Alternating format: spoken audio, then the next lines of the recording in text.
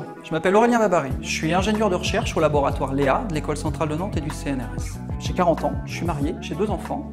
Je travaille donc à Centrale Nantes, c'est là où j'ai fait mes études, je suis diplômé de cette école, un diplôme d'ingénieur. Et puis après, j'ai eu envie de faire une thèse de doctorat, puisqu'il y avait un sujet sur les énergies marines renouvelables et l'énergie des vagues qui était proposé. Voilà.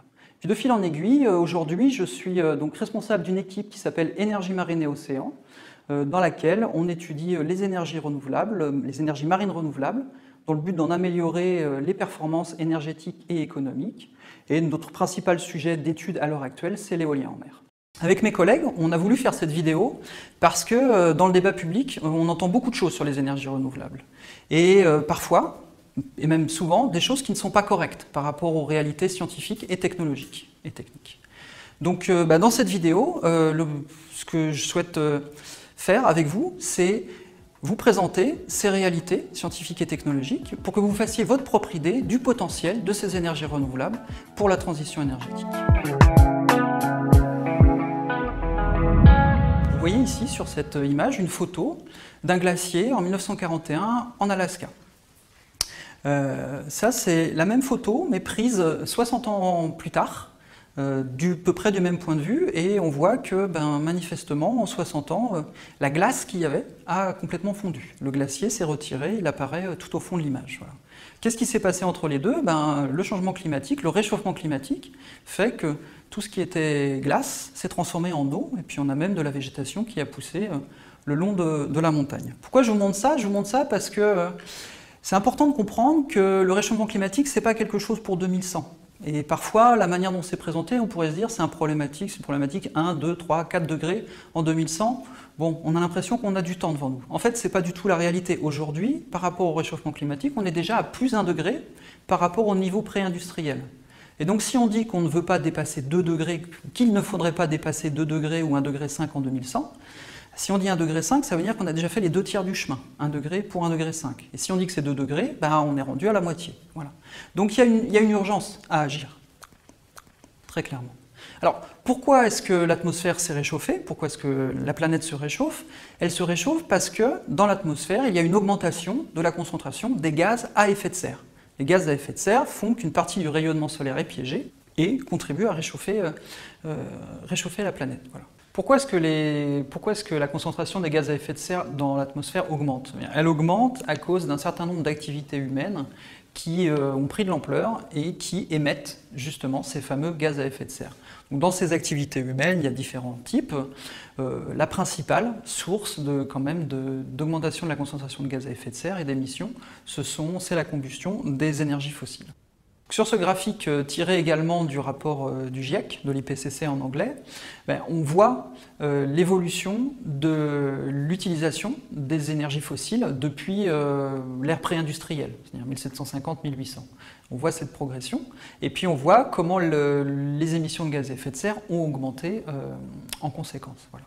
Ce qui fait qu'aujourd'hui, en fait, ces énergies fossiles, il faut bien comprendre qu'elles représentent 95% des émissions de dioxyde de carbone. Et au total, on a dit les gaz à effet de serre, ce n'est pas seulement que le dioxyde de carbone, c'est également le méthane et puis l'oxyde nitreux. Au total, les émissions liées à l'usage des énergies fossiles, c'est, on peut dire, 65 à 80% des émissions totales. Donc c'est quand même la principale source d'émissions.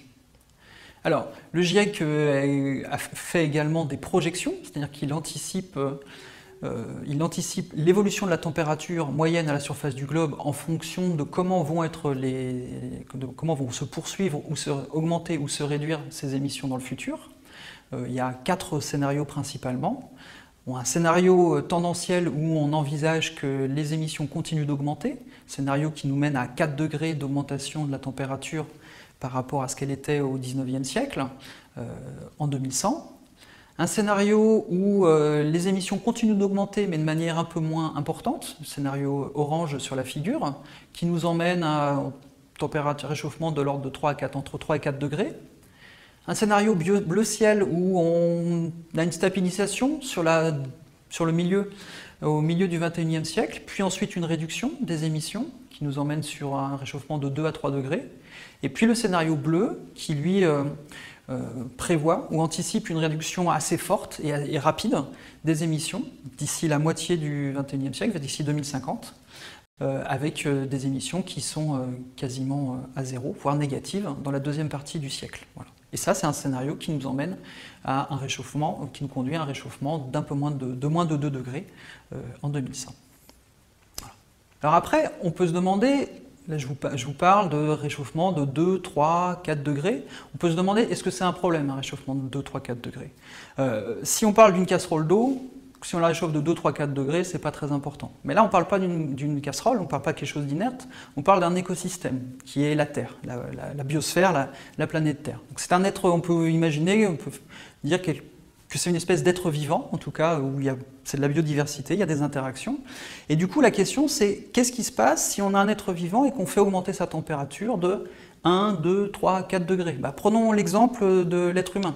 L'être humain, il est content si sa température corporelle c'est 37,5 degrés. Et puis vous savez que si on augmente la température de 1 degré, 38,5, on commence à être pas bien. Voire on commence à se dire qu'on va aller voir le médecin. Voilà. Aujourd'hui, c'est là où on en est. Hein. Plus 1 degré, la Terre, on va les réchauffer de plus 1 degré et on verra un peu quels sont les symptômes, les manifestations qui peuvent nous laisser penser que oui, on a un écosystème, une biosphère, une planète Terre qui est malade.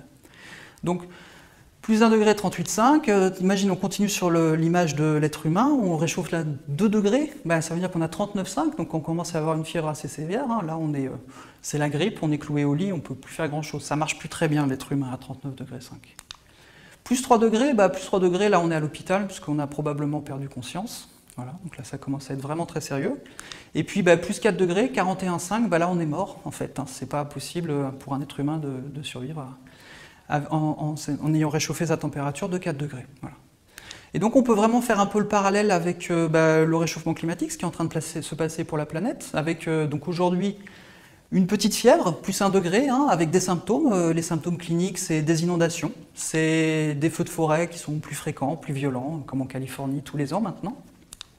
C'est également des maladies, alors des maladies, des moustiques qui amènent des maladies, qui se répandent un peu à des endroits où ils n'étaient pas présents par le passé. C'est également l'altération du cycle de l'eau, et donc derrière des sécheresses, et puis des sécheresses qui créent des famines qui créent des déplacements de population, des migrations climatiques. Un certain nombre des migrations qu'on observe aujourd'hui peuvent s'expliquer pas seulement par des guerres, mais également des guerres qui peuvent être créées aussi par des conflits liés à des difficultés d'approvisionnement en nourriture. Voilà, donc on a un certain nombre de symptômes déjà qu'on observe à plus 1 degré, et puis si on va à l'extrême, je vous ai dit pour un être humain on le réchauffe de 4 degrés, il est mort. C'est quoi le parallèle pour la Terre? Pour la Terre, l'équivalent d'une surchaleur, ça sera un effondrement. Le décès d'une civilisation, c'est ce qu'on appelle un effondrement.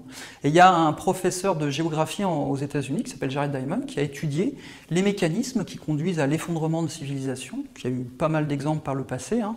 Le plus connu étant sans doute la civilisation de l'île de Pâques. Qu'est-ce qui fait que ces civilisations s'effondrent? C'est souvent la combinaison de 4 facteurs, d'un certain nombre de facteurs parmi les 4 suivants.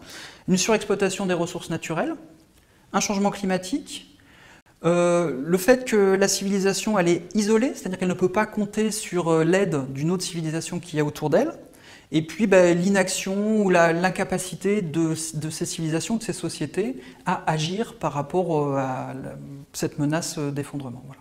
Et donc on peut regarder par rapport à aujourd'hui, la situation dans laquelle nous on est-ce que ces critères s'appliquent ou pas, surexploitation des ressources naturelles, changement climatique, le fait qu'on est isolé, alors la Terre, hein, nous l'espèce humaine sur notre Terre, on est a priori isolé, hein, il n'y a personne à plusieurs années-lumière de distance a priori, et puis la question se pose de est-ce qu'on agit ou pas. Voilà.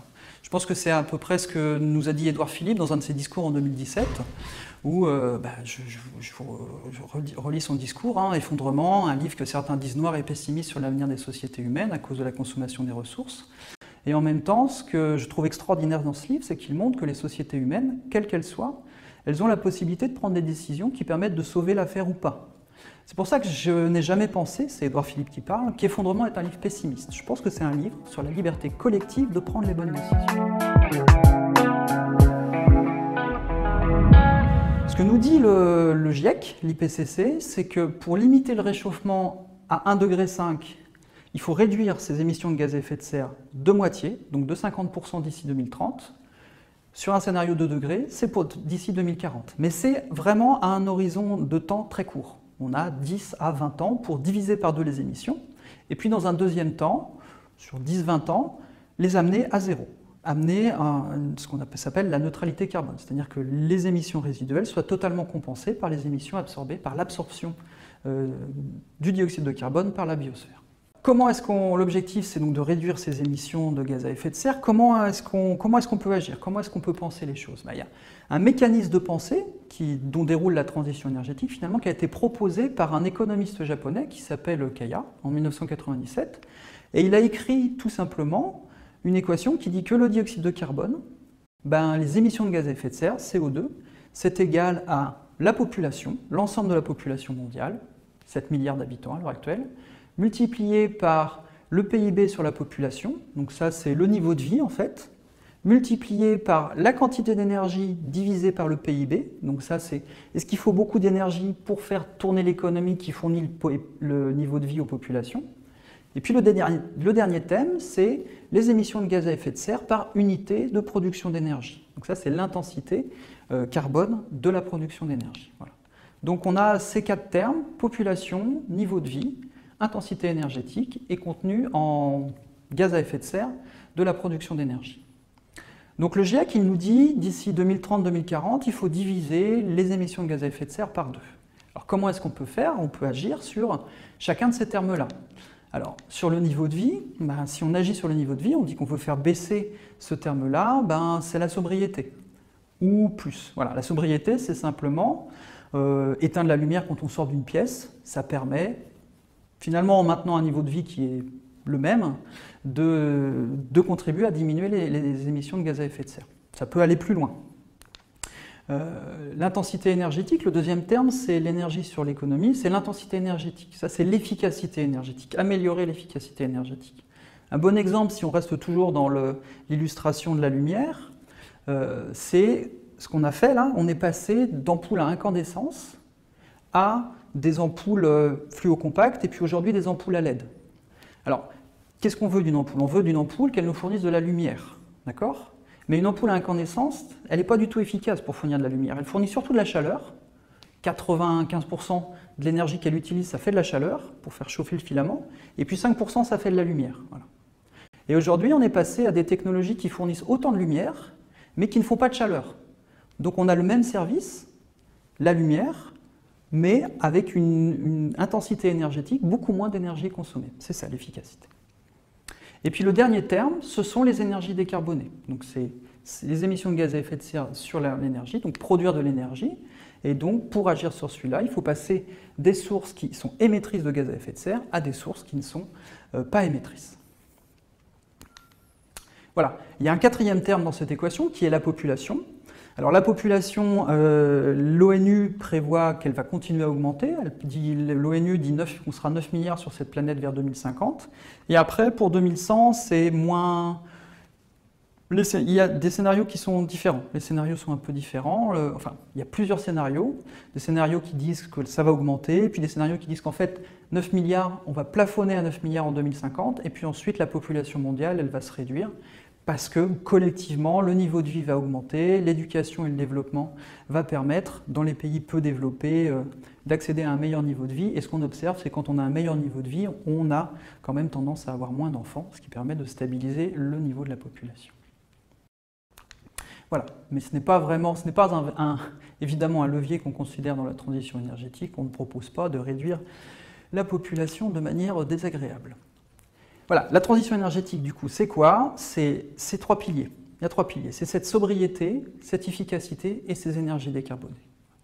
Et donc, l'objectif, à nouveau, c'est de diviser par 2 les émissions de gaz à effet de serre à court terme. Donc, comment est-ce qu'on y arrive? On peut dire, on va mettre le paquet sur un seul de ces piliers. On va dire, on va faire que de l'efficacité énergétique. Voilà. Bon, peut-être, mais c'est sans doute un peu difficile. Probablement, il faut plutôt se dire qu'on va panacher, on va essayer de répartir les efforts pour atteindre l'objectif. Si on fait 20% de mieux sur la sobriété, 20% sur l'efficacité, 20% sur les énergies décarbonées, ben là on arrive au-delà de l'objectif de réduire les émissions de gaz à effet de serre de 50%. Donc dans la suite de cette vidéo, on va se concentrer sur le troisième pilier qui est les énergies renouvelables et les énergies décarbonées. Alors, quelle part de la solution peuvent constituer les énergies renouvelables? Donc de la solution, c'est réduire rapidement nos émissions de gaz à effet de serre. Première question qu'on peut se poser, qu'il faut se poser, c'est quoi les sources d'énergie renouvelable sur cette planète, sur la planète Terre? Donc la principale source d'énergie renouvelable, ou la première source d'énergie renouvelable, c'est l'énergie solaire, c'est l'énergie qui nous arrive du soleil. Voilà. Et puis cette énergie solaire, elle est convertie en sous-formes d'énergie renouvelable disponibles, qui sont l'énergie de la biomasse. L'énergie solaire est transformée en énergie chimique par la photosynthèse, l'énergie chimique qui est dans la biomasse, qu'on peut ensuite... si c'est un arbre, le couper, le mettre à sécher et après utiliser dans son poêle. L'énergie éolienne, c'est lié, donc l'énergie, c'est le vent. Et le vent, comment est-ce qu'il est créé? Le vent, il est créé par des différences de température entre des masses d'air. Le soleil chauffe plus à l'équateur ou au tropique qu'au pôle nord ou au pôle sud. Et donc on a de l'air chaud, de l'air froid. L'air froid essaie de passer sous l'air chaud. Ça fait des grands mouvements, tout ça sur une planète en rotation qui font des turbulences. Le vent est une forme dérivée d'énergie solaire. L'énergie hydraulique, c'est l'énergie du cycle de l'eau. Le cycle de l'eau, donc l'énergie solaire fait s'évaporer l'eau à la surface des océans. Et puis cette eau, ça fait des précipitations sur les montagnes qui font les rivières. Voilà. Et si on met un barrage sur cette rivière, du coup, on peut faire de l'énergie comme ça. On a donc l'énergie thermique des mers. L'énergie thermique des mers, c'est le soleil qui vient chauffer la surface de l'océan. Et puis en grande profondeur, on a de l'eau qui est plus froide. Voilà, on a des différences de température qu'on peut récupérer via les cycles thermodynamiques. Et puis on a l'énergie des vagues. Le vent, quand il souffle sur l'océan, il crée des vagues. Et donc on a une partie de l'énergie du vent qui est transformée en énergie des vagues. Voilà. Pour les énergies renouvelables qui viennent du soleil, soit directement, soit indirectement. Et puis on a également donc, une forme d'énergie qui est l'énergie marémotrice, qui nous vient de l'interaction entre la Lune et puis la Terre. Et puis l'énergie géothermique, l'énergie qui nous vient du sous-sol, qui vient du fait que le noyau de la Terre est très chaud. Donc on a un grand nombre de sources d'énergie renouvelables sur Terre et aujourd'hui on dispose de nombreuses technologies qui permettent de récupérer ces énergies pour en faire des énergies utiles. Cependant, une critique qui est parfois faite aux énergies renouvelables, c'est de dire ok, les énergies renouvelables, quand on utilise les moyens de production, eh bien ça ne fait pas d'émissions de gaz à effet de serre, mais par contre il a fallu les fabriquer. Il a fallu fabriquer les panneaux solaires, il a fallu fabriquer les éoliennes. Et du coup, il y a eu des émissions associées à ces phases de fabrication, puisque, par exemple, pour les panneaux solaires, il faut raffiner du silicium, faire du silicium très pur, et ça, c'est très, très coûteux en énergie électrique. Et puis, aujourd'hui, ces cellules de panneaux solaires sont principalement faites en Chine, avec une électricité ou dans laquelle il y a beaucoup de charbon. Donc on peut se poser la question de, est-ce que, au final, ok, quand on les utilise, quand elles sont en opération, elles n'émettent pas, mais il y a eu beaucoup d'émissions avant.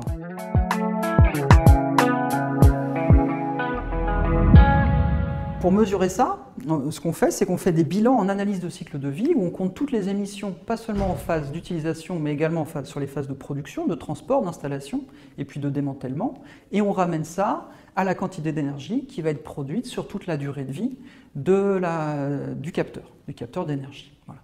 Et ça, on peut le faire pour les énergies renouvelables, on peut également le faire pour les énergies fossiles, et puis on peut également le faire pour les énergies décarbonées, telles que le nucléaire. Voilà, donc là, je vous avais sur ce graphique une comparaison donc des émissions en analyse cycle de vie de ces différentes filières pour la production d'électricité. Et je commence par la production d'électricité. Il faut quand même bien comprendre que l'électricité n'est pas égale à toute l'énergie qu'on consomme. Dans le monde, aujourd'hui, 40% de la consommation d'énergie primaire est utilisée pour faire l'électricité, mais il y a 60% qui est utilisé pour d'autres usages. Je vais y revenir. Donc, on a sur ce graphe une comparaison entre les émissions en grammes de CO2, d'équivalent CO2 par kilowattheure électrique, pour les sources décarbonées à gauche et pour les sources fossiles à droite. Voilà. Donc on voit que le charbon, il émet 1060 grammes par kilowattheure électrique, presque plus d'un kilo par kilowattheure électrique. Voilà. Le pétrole est à 730 grammes par kilowattheure, le gaz naturel est à 400. En Europe, la manière dont on produit l'électricité en Europe correspond à un taux d'émission moyen de 420 grammes de CO2 par kilowattheure. Et pour la France, ces émissions sont nettement inférieures. Elles sont à 57 grammes de CO2 par kilowattheure. Voilà. Pourquoi? Parce qu'en France, on a beaucoup de centrales nucléaires dans notre parc, dans nos moyens de production d'électricité, et les centrales nucléaires émettent, en analyse cycle de vie, 6 grammes de CO2 par kilowattheure. On voit que c'est au même niveau que l'hydraulique. L'hydraulique, c'est les barrages. Les barrages sont également très performants pour produire de l'énergie électrique avec un très faible taux d'émission. On voit également que les autres formes d'énergie, les énergies renouvelables, sont également très performantes par rapport aux sources fossiles. L'éolien terrestre, l'éolien en mer, on va être à 14-16 grammes par kilowattheure, la biomasse 18 grammes, le solaire à concentration, c'est une forme de récupération d'énergie solaire à 27 grammes, la géothermie à 45 et puis le photovoltaïque à 55. Voilà. Donc si on ne regarde que les sources décarbonées, alors on voit que finalement le plus performant, ça sera l'hydraulique, le nucléaire peut-être, le moins performant sera le photovoltaïque, mais c'est pas ça qu'il faut regarder là. Là, ce qu'il faut regarder, c'est ces sources décarbonées par rapport aux sources fossiles. Et est-ce qu'elles sont performantes pour produire de l'électricité en émettant beaucoup moins de gaz à effet de serre? Ben là, on voit que oui, évidemment. Là, en fait, quel que soit le moyen de production d'électricité à partir des sources décarbonées, on va pouvoir réduire les émissions par un facteur 7 à 170 en fonction de ce qu'on compare. Si on compare du photovoltaïque par rapport au du gaz naturel ou alors de l'hydraulique par rapport à du charbon. Mais je rappelle que l'objectif de la transition énergétique à court terme, c'est de diviser les émissions par deux. Là, on voit qu'on a des sources de production d'énergie qui, pour la production d'électricité, permettent de gagner un facteur 7 à 170. Donc, par rapport à notre facteur 2, on est déjà bien au-delà. Donc on a quelque chose de très performant par rapport aux enjeux climatiques. Bon, néanmoins, je vous ai dit, l'électricité, c'est 40% de la production d'énergie primaire. 40% de l'énergie qu'on produit est utilisée pour faire l'électricité. Le reste, à quoi il sert? Le reste, il sert à faire des combustibles, par exemple de l'essence, par exemple du gaz qui vont dans les chaudières à gaz, ou directement de la chaleur. Si on utilise directement le combustible pour faire directement l'usage. Les combustibles, ensuite, derrière, on peut les réutiliser pour faire autre chose. Là, je ne compte pas l'électricité, je compte les autres usages. Donc ça peut être de la mobilité, du transport, ça peut être des processus industriels, ça peut être faire bouillir l'eau pour la cuisine ou pour prendre une douche, tous ces usages. Voilà. Et donc, aujourd'hui, dans le monde, 60% de la consommation d'énergie primaire, c'est des autres usages. C'est la production de combustible ou de chaleur. En France, c'est 50-50. 50% électricité, 50% combustible, chaleur. Voilà. Et donc là, sur ce deuxième graphique, sur cet autre graphique, on compare à nouveau les sources décarbonées de production de combustible ou de chaleur par rapport aux sources fossiles. Donc à droite, les émissions, quand on produit de la chaleur, les émissions sont moins importantes pour les sources fossiles parce qu'il y a des problématiques de rendement derrière. C'est plus difficile avec du charbon de faire de l'électricité que de faire de la chaleur, c'est bien évident. Voilà. Donc le charbon, on va être à 300 grammes de CO2 par kilowattheure thermique, du coup. Pour le pétrole, 287, pour le gaz naturel, 227. Là, le mix français, aujourd'hui, on est à 248 grammes de CO2 par kilowattheure thermique. Voilà. Et puis, à gauche, on va avoir les sources décarbonées. Donc les sources décarbonées, une manière très efficace de faire de la chaleur, c'est les panneaux solaires thermiques. Donc c'est les chauffe-eau solaires, voilà, qu'on voit parfois sur les maisons. Où là, on va être à 10 grammes par kilowattheure thermique. Ça va être le bois. Le bois, ça va être faire de la chaleur avec du bois. C'est très efficace en termes d'émissions de gaz à effet de serre par rapport aux sources fossiles, puisque là, on va être à 30. Une pompe à chaleur basée sur de l'électricité. Donc une pompe à chaleur, elle multiplie l'énergie électrique quelque part pour faire de la chaleur. Elle transforme de l'électricité en chaleur, mais avec un coefficient multiplicateur. Donc si on a de l'électricité qui est basée sur le mix français, on va être à 23 grammes de CO2 par kilowattheure. On a également le biogaz. Le biogaz, ça va être les procédés, ça va être les déchets, ça va être la transformation de déchets agricoles, de déchets ménagers, de déchets qui viennent des eaux usées en gaz. Donc ce biogaz également est très performant d'un point de vue émission. On va avoir le gaz, le e-gaz. Donc là, c'est les procédés électrochimiques de production de gaz. Je reviendrai là-dessus ensuite. Donc si on suppose qu'on a un mix énergétique basé 50% photovoltaïque, 50% éolien, on peut estimer que les émissions liées à cette manière de produire du gaz naturel, seront de 69 grammes par kilowattheure. Et puis on a les carburants liquides, donc les biocarburants, des biocarburants liquides qui peuvent être produits à partir des déchets de scierie, on va être à 35 grammes de CO2 du kilowattheure, donc là c'est en comparaison avec du pétrole liquide. Et puis des carburants, des e-carburants, donc à nouveau des carburants produits par voie électrochimique. En supposant un mix électrique 50% photovoltaïque, 50% éolien, on va être à 86 grammes de CO2 par kilowattheure. Voilà pour les sources décarbonées, que je qualifierais de décarbonées. Et puis, on a les biocarburants produits à partir de céréales comme le maïs. Et là, vous voyez que là, par contre, du coup, le gain d'un point de vue climatique est nettement moins clair, puisqu'on va être à 199 grammes, là où sur du pétrole, on est à 287 grammes. Donc ça va être mieux, mais néanmoins, ça sera quand même moins performant. Voilà. Néanmoins, pour la production de chaleur, on voit qu'on a un ensemble de solutions là qui permettent de réduire les émissions par un facteur 3 à 38 selon les sources que l'on considère et selon qu'on est sur de la chaleur directement ou des combustibles qui permettront de faire de la chaleur plus tard. Donc du solaire thermique par exemple ou des biocarburants issus de déchets de scierie. Et donc ces sources-là, elles permettent de réduire donc, par un facteur 3 à 38, donc à nouveau par rapport à notre objectif de 2 à court terme, on voit qu'on a des solutions qui sont également très performantes. Voilà, donc les énergies renouvelables, est-ce qu'elles sont vertes quand on prend en compte toutes les émissions liées à leur cycle de vie? Donc en phase d'utilisation, il n'y en a pas, mais en phase de production, de transport, d'installation, puis également en phase de maintenance, puis de démantèlement, il y a des émissions, mais même quand on les prend en compte, on voit qu'on a des solutions qui sont très performantes par rapport à l'enjeu de réduire les émissions de gaz à effet de serre. Alors, au vu de ces graphiques, de ces résultats, on pourrait du coup considérer que le problème est résolu quelque part, puisqu'on a des sources de production d'énergie décarbonées qui sont extrêmement performantes par rapport à l'enjeu de réduire les émissions à court terme, par rapport aux énergies fossiles qu'on utilise massivement aujourd'hui, principalement aujourd'hui. Oui, mais peut-être ce n'est pas si simple que ça, puisqu'il y a ces énergies renouvelables, quel est leur potentiel énergétique? Est-ce qu'il est suffisant pour couvrir l'intégralité de la demande en énergie de l'humanité? Et puis également, est-ce qu'il y a la place? Ça peut être consommateur d'espace, ces énergies renouvelables, donc est-ce qu'on aurait la place de les déployer suffisamment pour produire cette énergie? Combien de place ça prendrait? Combien ça coûterait en termes monétaires, en termes d'argent? Est-ce que ça serait très cher? Est-ce que c'est faisable d'un point de vue économique? Quelle est leur consommation pareil, problématique de ressources naturelles. En termes de ressources naturelles, est-ce qu'on a suffisamment de fer, d'acier, de ressources pour pouvoir faire les systèmes de récupération d'énergie? Et puis la problématique de l'intermittence, c'est-à-dire qu'on peut avoir des sources de production d'énergie renouvelable qui ne produisent pas au moment où on en a besoin. Une éolienne, quand il n'y a pas de vent, elle ne marche pas, elle ne produit pas d'électricité, elle ne produit pas d'énergie.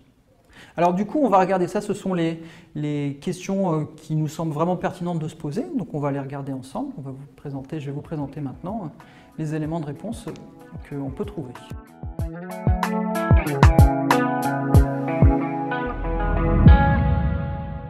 Donc là, sur cette figure, je vais commencer par ce rond rouge là.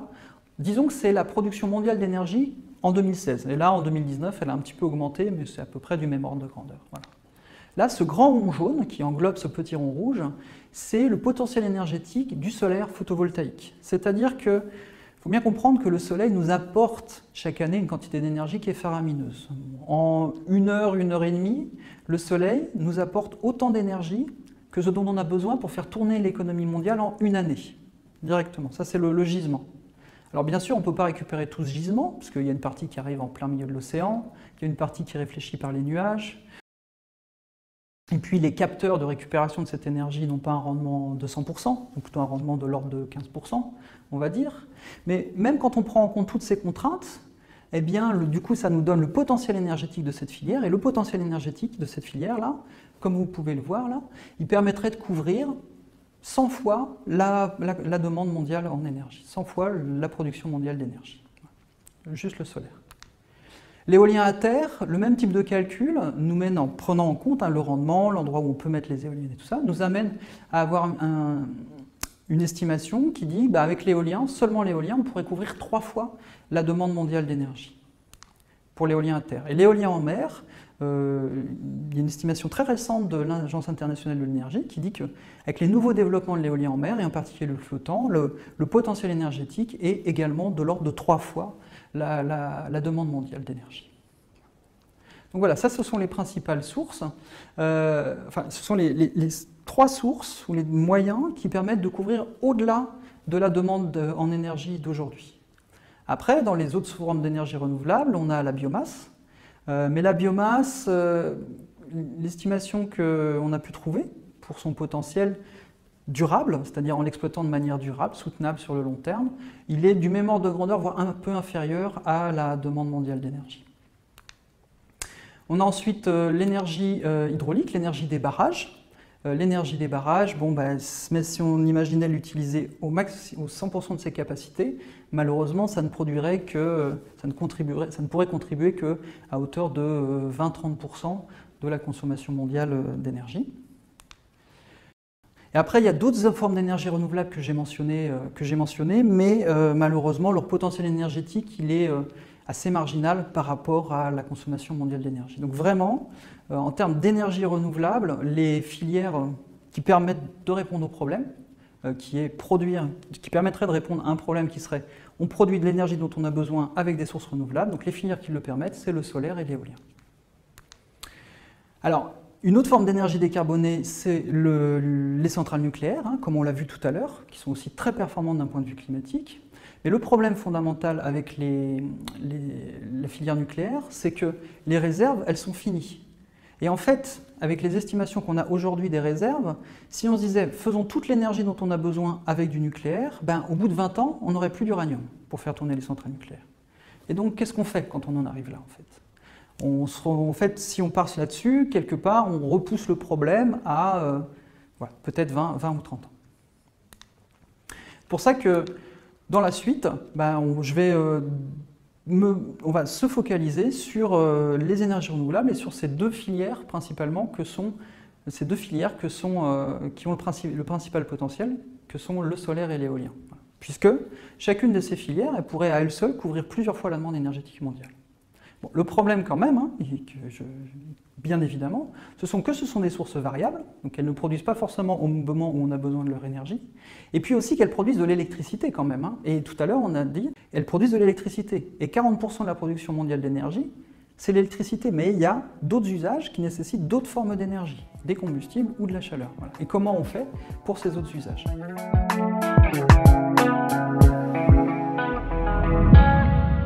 On a du solaire et de l'éolien qui peuvent nous fournir toute l'électricité dont on a plein d'électricité, toute l'énergie dont on a besoin, mais sous forme d'électricité, et à différents moments, qui ne sont pas forcément ceux dont on a besoin. Et puis on a des usages d'électricité, par exemple pour faire tourner un ordinateur, des usages de chaleur pour chauffer l'eau chaude pour la douche, l'eau chaude pour manger, et puis des combustibles pour faire avancer une voiture, par exemple, pour de la mobilité. Donc, quand on a l'électricité qui a du soleil, par exemple, qu'on a des panneaux solaires qui fonctionnent et qu'on a besoin d'électricité, ça marche. Mais quand ce n'est pas le cas, qu'est-ce qu'on peut faire? Quand ce n'est pas le cas, quand par exemple on a un excédent d'électricité, ce qu'on peut faire, c'est stocker ça dans des barrages en remontant de l'eau, voilà, pour avoir de l'eau en hauteur qu'on pourra turbiner pour refaire de l'électricité plus tard. On peut également stocker cette énergie dans des batteries, dans des voitures électriques, par exemple. Ce qui nous permettra d'avoir de l'énergie disponible, de l'énergie électrique disponible pour plus tard. On peut également utiliser cette électricité excédentaire pour de la chaleur. On peut, par exemple, chauffer son ballon d'eau chaude. C'est quelque chose qu'on fait déjà. Un grand nombre d'entre nous, on a déjà ça, des ballons d'eau chaude. Qu'est-ce que c'est un ballon d'eau chaude? C'est de l'électricité qui a été produite à un moment et qui a été stockée sous forme d'eau chaude pour plus tard dans un grand cylindre. Voilà. Et cette eau chaude, elle est disponible pour plus tard. C'est-à-dire qu'au moment où moi je prends ma douche, eh bien, l'eau chaude, elle n'est pas en train d'être produite, elle a été produite avant, à un moment précédent. Et puis, le dernier usage, c'est les combustibles. Alors, sur les combustibles, il y a des technologies qui sont développées aujourd'hui, qui est la production électrochimique de carburant. Production électrochimique de carburant, c'est convertir, en fait, qu'est-ce que ça veut dire? Ça veut dire convertir de l'électricité en énergie chimique, en carburant. Et donc là, ces formes de carburant, ça peut être de l'hydrogène, on commence à en entendre un peu parler, pas mal parler, mais ça peut aller au-delà de l'hydrogène. Ça peut être du méthane, c'est-à-dire du gaz naturel, ça peut être du carburant liquide, carburant type Fischer-Tropsch, du méthanol, qui est un alcool qui est aussi liquide en conditions normales de température et pression, ou de l'ammoniac. Voilà. Donc via des procédés qui sont appelés en anglais power to gas, power to liquid. Et ça ces procédés permettent de convertir l'électricité en combustible, qu'on va pouvoir utiliser plus tard. Voilà. Et puis, il ne faut quand même pas oublier également que par rapport à cette problématique d'adéquation, en particulier pour l'électricité entre la production et la demande, on a un certain nombre de moyens qui peuvent être utilisés en réserve. On a d'autres formes d'énergie renouvelable. On a des barrages, donc on a dit que les barrages ne pouvaient pas fournir toute l'énergie dont on avait besoin, mais ils peuvent certainement fournir peut-être une bonne part de l'énergie dont on aurait besoin si on avait un mix énergétique essentiellement basé sur de l'éolien et du solaire, pour pallier au creux de production de ces filières-là. On a également de la biomasse, des déchets. Voilà, c'est des filières où on peut utiliser donc, ces formes d'énergie pour reproduire l'électricité si on a un manque du côté des autres formes d'énergie, des formes d'énergie variables.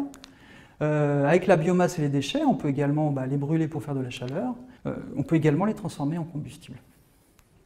À ce moment-là de la vidéo, je voudrais faire un petit zoom sur ce concept de convertir l'électricité en carburant. Et sur cet exemple-là, ça va être, dans un premier temps, on va considérer le gaz hydrogène, parce que c'est quelque chose, je pense, qui est moins connu de la plupart du grand public.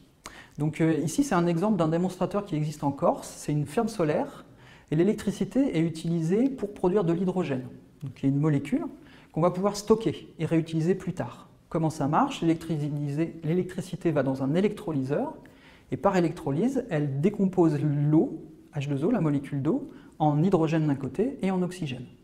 Donc c'est un procédé qui implique un rendement énergétique, ça veut dire que toute l'énergie électrique ne va pas être transformée en énergie chimique stockée dans l'hydrogène, ça va être 60% de l'énergie qui va être stockée. Donc cet hydrogène, il est stocké, et puis il peut être réutilisé plus tard dans une pile à combustible pour refaire de l'électricité. Donc on va du coup réassocier l'hydrogène avec de l'oxygène pour refaire de l'eau, et ça va nous redonner de l'électricité. Alors pas toute l'énergie qu'on a dans l'hydrogène non plus, à peu près 50%. Mais néanmoins, on a pu stocker de l'électricité pour la réutiliser plus tard. Il y a donc un démonstrateur en Corse, il y a d'autres démonstrateurs en Allemagne, à Mayence, et il y a de nombreux autres exemples de par le monde. On peut aller plus loin. L'hydrogène, donc c'est quelque chose qui est très intéressant, mais néanmoins, ça a aussi une difficulté qui est que c'est une toute petite molécule qui est très volatile, qui est difficile quand même à stocker et surtout à transporter. C'est pour ça que il y a d'autres exemples, d'autres projets ou d'autres propositions d'aller plus loin que l'hydrogène et d'utiliser l'hydrogène comme intermédiaire et puis de le recombiner avec d'autres molécules pour faire des carburants qui sont compatibles avec les usages d'aujourd'hui. Un premier exemple, c'est la production de méthane, donc de gaz naturel. Comment on fait? On fait de l'hydrogène, comme j'ai dit, par électrolyse, et puis on associe cet hydrogène avec du dioxyde de carbone, et ça fait du gaz vert, ça fait du méthane. Voilà. Donc ça c'est du gaz, on peut aussi faire des carburants liquides, qu'on peut utiliser dans les véhicules par exemple, les avions, où là, à nouveau, on fait de l'hydrogène, et puis on réassocie du dioxyde de carbone dans d'autres réacteurs chimiques qui nous donnent des hydrocarbures de synthèse. Du méthanol également, c'est possible, d'autres formes de vecteurs énergétiques, il y a plein de choses qui sont possibles. Il y a aujourd'hui des démonstrateurs dans le monde qui montrent que ça fonctionne. Je trouve que, en particulier en Islande, il y a une usine qui convertit du dioxyde de carbone qui vient du sous-sol, de l'électricité qui vient de la géothermie, en méthanol, qui est un carburant liquide qu'on peut utiliser dans les véhicules. Voilà, pour cette problématique de l'intermittence, où je pense que pour bien comprendre comment on peut résoudre ce problème-là, il ne faut pas se focaliser sur l'électricité, mais il faut bien penser que l'électricité n'est qu'une part de l'énergie qu'on consomme, qu'il y a beaucoup d'autres usages, et que de toute façon, pour réussir la transformation, pour réussir la transition énergétique et réduire significativement les émissions de gaz à effet de serre, il faut considérer aussi ces autres usages. Et ces autres usages, bien souvent, ils nécessitent de l'énergie stockée, et on a vu ensemble un peu quels étaient les différents moyens de le faire.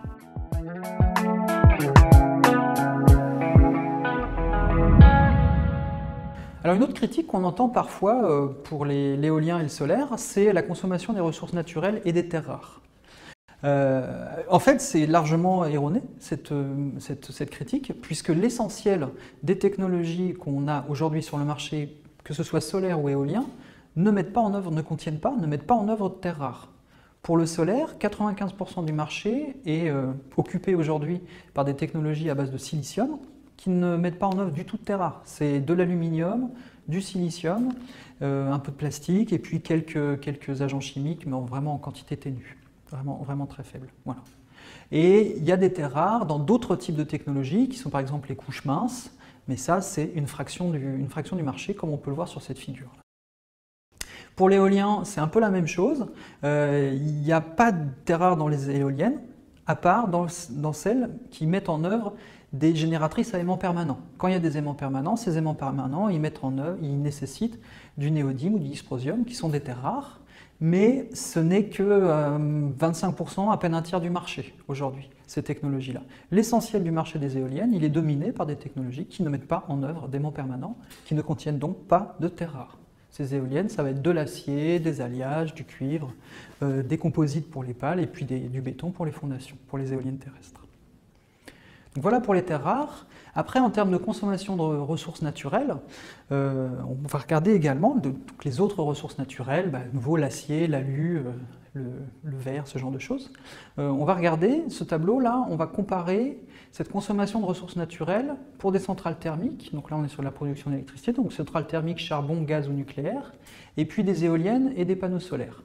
Et donc là, le tableau, il montre la consommation de ressources en tonnes par térawattheure d'électricité produite. Alors qu'est-ce que c'est un térawattheure? Un térawattheure, c'est 1 milliard de kilowattheures, donc c'est vraiment beaucoup d'énergie. Après, la consommation mondiale d'énergie dans le monde primaire, elle est de l'ordre de 160 000, 170 000 térawattheures par an. Donc 160, 170 000 milliards de kilowattheures. Beaucoup d'énergie. Bref, je reviens au tableau. Donc on a l'aluminium, du ciment, du béton, du cuivre, du verre, du fer, du plomb, du plastique, du silicium, de l'acier, pour ces différentes filières. Et puis, si on fait le total, on voit que l'éolien, le solaire, on voit que ce tableau, il nous dit, pour ces filières-là, on va consommer un ordre de grandeur de plus de ressources naturelles que sur les centrales thermiques, pour fabriquer les centrales thermiques. Voilà. Donc si on considère que ça, on voit qu'effectivement, l'éolien ou le solaire est plus consommateur de ressources naturelles pour fabriquer les moyens de production. Mais est-ce qu'on peut vraiment s'arrêter que là?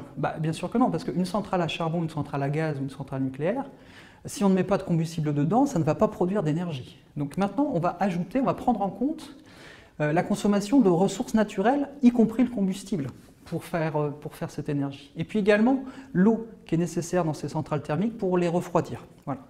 Et donc quand on fait ça, quand on prend ça en compte, on voit qu'une centrale à charbon, pour faire 1 TWh d'énergie, il va falloir 430 000 tonnes de charbon. Voilà. Et une centrale à gaz, 133 000 tonnes de gaz. Voilà.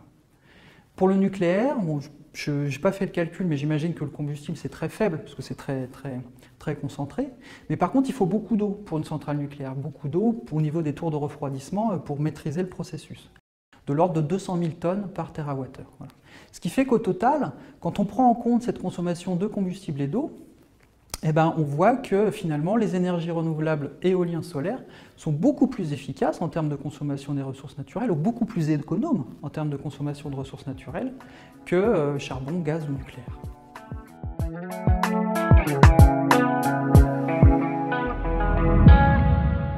Une autre critique qu'on peut entendre sur les renouvelables, c'est que ça coûte cher. Donc regardons, aujourd'hui, où est-ce qu'on en est sur le coût des renouvelables? Le coût des renouvelables a beaucoup baissé, solaire et éolien, il a beaucoup baissé sur les 10 dernières années. Où est-ce qu'on en est aujourd'hui? Donc pour la production d'électricité, ce graphique-là, il nous montre le coût pour la production d'énergie de différentes filières. Renouvelables, solaire et éolien, géothermie, biomasse et puis conventionnel. Donc si on regarde pour l'Europe, l'éolien à terre en Europe en 2017, le coût c'était 50 à 70 $ par mégawattheure. Pour l'éolien en mer, on était à 100 163 $ par mégawattheure. Ça a bien baissé. Le solaire, 55 à 90 $ par mégawattheure, biomasse 80, 120. Puis ce qui est intéressant, c'est de regarder charbon et gaz. Puisque là, si on regarde charbon et gaz et qu'on compare à solaire et éolien à terre, on se rend compte qu'en fait, l'éolien et le solaire aujourd'hui sont largement compétitifs avec le charbon et le gaz, donc avec les énergies fossiles. On peut également comparer ça avec le nouveau nucléaire. L'EPR britannique, il est à 110 € du mégawattheure. Il y a un tarif de rachat qui est garanti à 110 € du mégawattheure. Donc en dollars, ça fait à peu près 120 $ du mégawattheure. Donc c'est nettement, on peut le voir, plus cher que les autres filières, y compris renouvelables. Voilà. Je voulais également souligner que sur l'éolien en mer, je vous ai dit là, on a des coûts qui sont encore un peu élevés. Les résultats des appels d'offres d'aujourd'hui, qui donnent les projections de coûts pour les années qui viennent, sont très encourageants. On a eu un appel d'offres au Danemark avec un tarif de l'ordre de rachat de 50 euros du mégawattheure. La même chose, le parc éolien de Dunkerque, il a été attribué à 55 euros du mégawattheure. Et puis on a un parc britannique également qui est à 50, je crois 50 ou 45, 50 euros du mégawattheure, ça doit être, et qui en fait se passe de tarif de rachat. Donc est compétitif sur le marché sans tarif de rachat. Ça c'est pour la production d'électricité. Et donc pour la production d'électricité, comment est-ce qu'on en est arrivé là?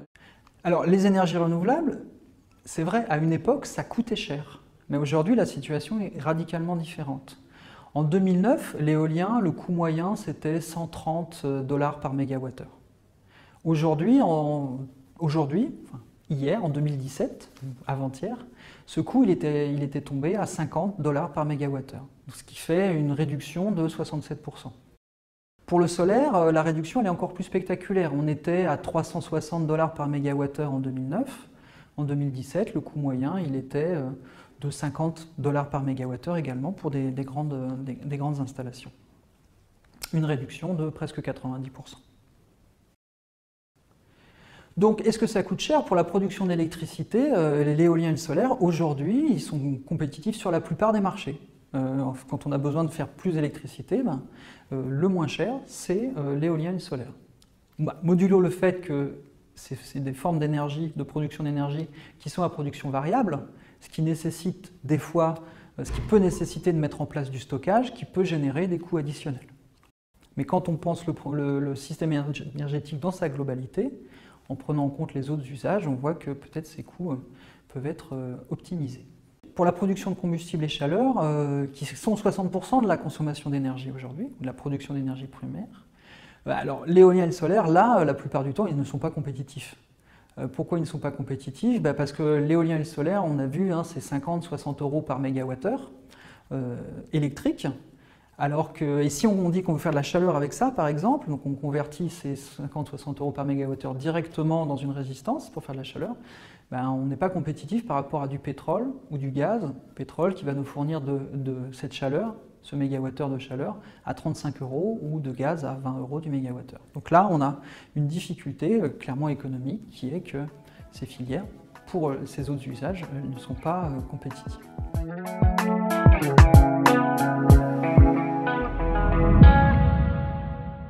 Alors, néanmoins, peut-on faire l'exercice? Donc on a une problématique économique, sans doute. Néanmoins, d'un point de vue technique, il semble qu'on peut faire un exercice de pensée qui est se dire concevons un système énergétique 100% renouvelable en 2050 et 100% renouvelable, donc basé sur de l'éolien, du solaire et de l'hydraulique, des barrages.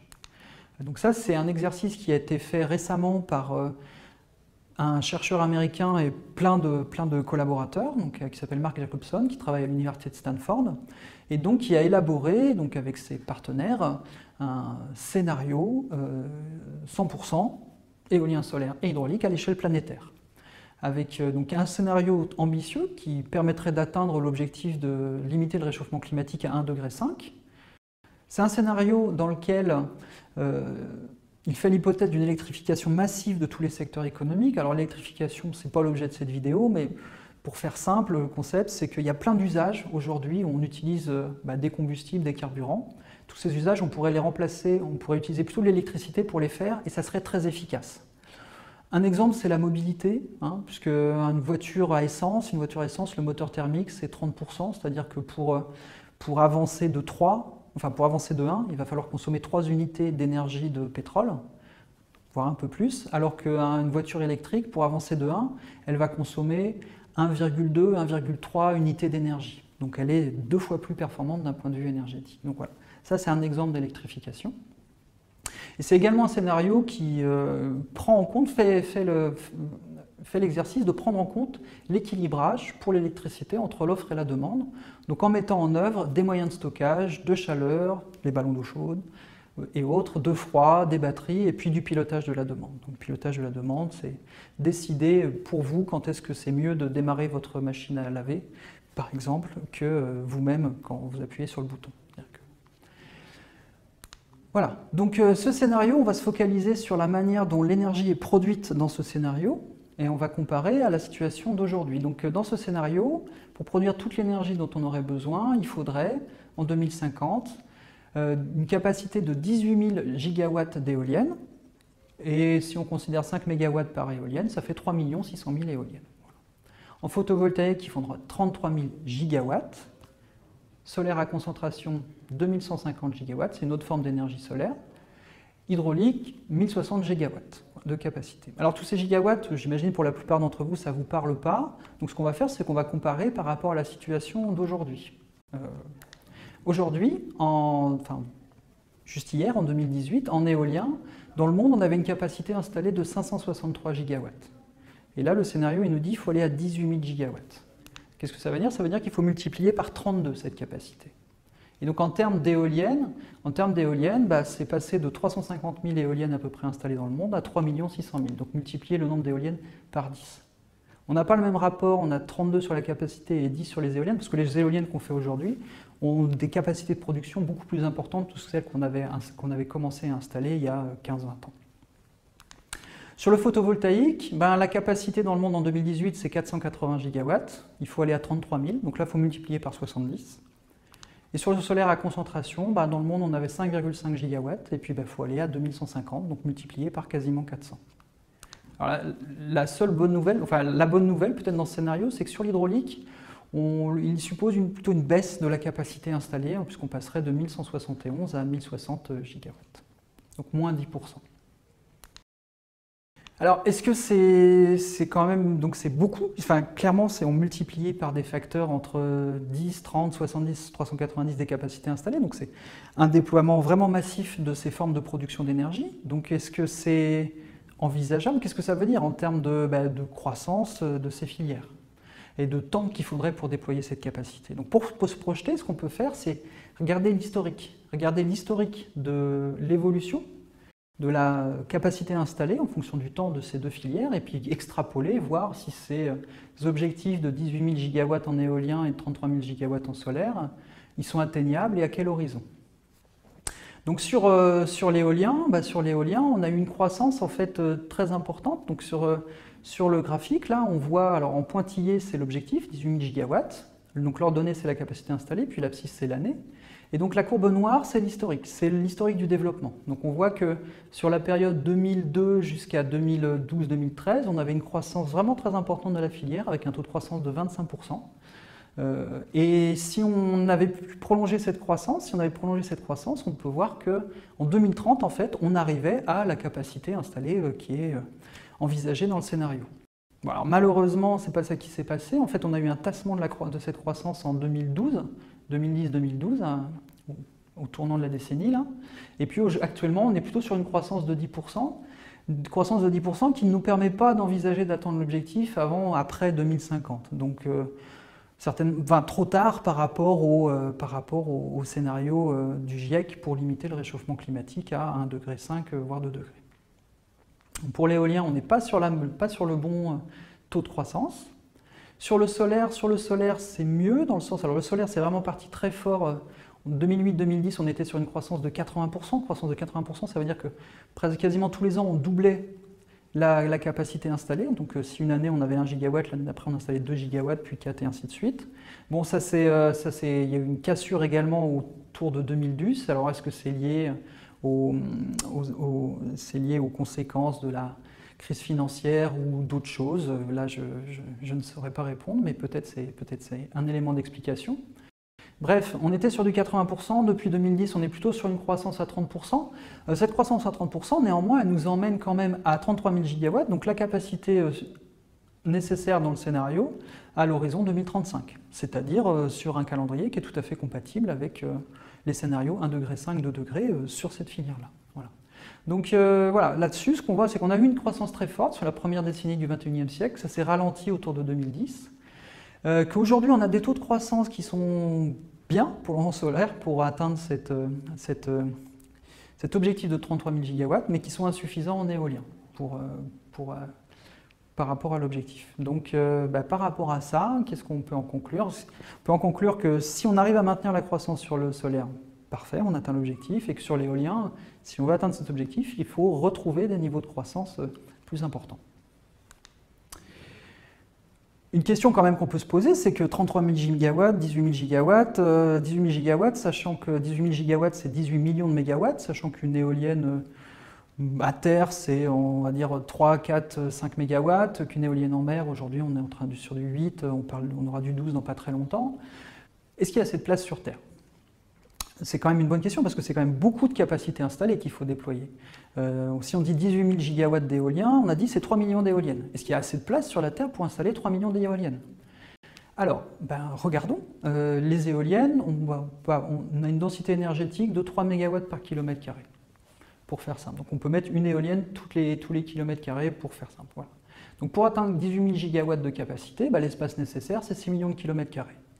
Est-ce que c'est beaucoup de la surface du globe, ça, 6 millions de kilomètres carrés? La surface du globe, de la Terre, c'est 510 millions de kilomètres carrés. Donc 6 millions de kilomètres carrés par rapport à 510 millions, c'est un petit peu plus d'1%. Et si on se concentre que sur les surfaces émergées, donc le 1% c'est y compris les océans, si on se concentre que sur les surfaces émergées, c'est que 4%. Voilà. 1%, 4%, finalement, c'est pas grand-chose. Et sur le photovoltaïque, 200 watts par mètre carré, la densité énergétique. Donc pour 33 000 gigawatts, il va nous falloir seulement 185 500 km², c'est-à-dire 0,03% de la surface du globe et 0,1% des surfaces émergées. Donc si on met ça sur un graphique que vous avez là, où j'ai représenté le carré bleu, c'est l'ensemble de la surface de la Terre, le carré vert, c'est les surfaces émergées. Donc le petit carré orange, c'est la surface qui serait nécessaire pour nos 33 000 gigawatts de panneaux solaires. Et puis le carré bleu clair, c'est la surface qui serait nécessaire pour les éoliennes. Alors, en plus, pour les panneaux solaires, donc la surface, elle serait bien occupée par les panneaux, mais pour les éoliennes, il faut bien se dire qu'on a un mât d'éoliennes et puis on a quand même plein de place autour pour faire autre chose. Des cultures, typiquement. Donc en termes de place, il n'y a pas vraiment de sujet, en fait, comme on peut le voir. Qu'en pensent les populations de ces énergies renouvelables? Et en particulier, est-ce que les populations seraient intéressées ou soutiennent cette idée d'un monde qui serait 100% alimenté par des énergies renouvelables? Alors cette question elle a été posée à 26 000 personnes dans plein de pays du monde, y compris la Chine, le Canada, les États-Unis, la France, la Suède. Et le résultat de ce sondage, c'est que 82% des gens pensent que c'est important de faire en sorte que le monde il soit entièrement alimenté par des énergies renouvelables. Y compris aux États-Unis à 83%, y compris en Chine à 93%, en France 83%, et puis finalement les pays dans lesquels les gens sont le moins en soutien de ça, ça va être le Japon à 73%. C'est néanmoins une très grande majorité des Japonais qui soutiennent cette vision d'un monde 100% renouvelable. Alors conclusion à cette question. Est-ce que les énergies renouvelables peuvent permettre de sortir de la crise climatique? Est-ce que c'est faisable d'un point de vue technique? Techniquement, oui, on a vu qu'en termes de potentiel énergétique, en termes d'emprise sur l'espace, en termes de consommation de ressources, de matières premières, etc., oui, c'est faisable. Est-ce que c'est facile? Alors non, je n'ai pas vraiment traité ça, et non, je pense que c'est pas facile, sinon probablement on l'aurait déjà fait. Qu'est-ce qui est difficile là-dedans? Ce qui est difficile, c'est que 40% de l'énergie, c'est l'électricité, donc là on voit bien comment faire. 60% c'est des combustibles de la chaleur, où là c'est moins clair. Ou si on le fait à partir de sources d'électricité qu'on convertit derrière en énergie chimique, du coup les coûts sont quand même nettement plus importants que sur les vecteurs fossiles qu'on utilise aujourd'hui. Donc voilà, il y a un impact économique très clair. Et puis il y a également un enjeu de reconversion de secteurs entiers de l'économie, puisqu'il y a des acteurs, on voit bien les difficultés que peut poser la reconversion de l'industrie d'extraction du charbon, par exemple, et de centrales à charbon, si on part sur un mix 100% renouvelable. Tous les gens qui travaillent dans ces secteurs économiques-là, qu'est-ce qu'ils font? Voilà. En plus, il y a un autre enjeu qui est que sur les trajectoires 1,5 degré, cette transition, cette reconversion de l'économie, et des moyens de production d'énergie, il faut la faire en 10 à 20 ans. Donc c'est quand même très rapide, vu l'ampleur des déploiements qu'il faut envisager. Voilà. Donc ça coûte très cher, ça nécessite vraiment de modifier radicalement des secteurs entiers de l'économie, il faut le faire très rapidement. Est-ce que du coup c'est pas faisable?